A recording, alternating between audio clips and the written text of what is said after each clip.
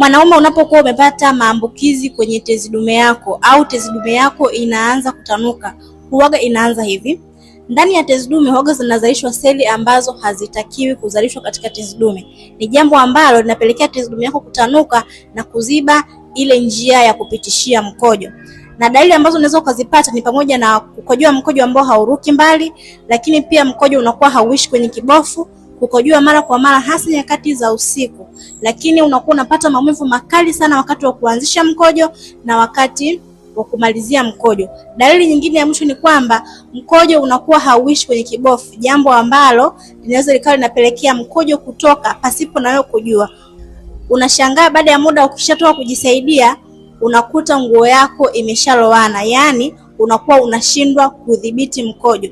Hizi ndizo dalili za awali kabisa ambazo ukipata tezi dume unaweza ukakutana nazo. Kwa hivyo basi, kama ni wewe mwanaume unapitia hizi dalili ambazo nilizozitaja hapa, nitafute ili kupatia tiba ya kutatua hiyo changamoto ya tezi dume bila kufanyiwa upasuaji. Karibu sana, naendelea kunifuatilia.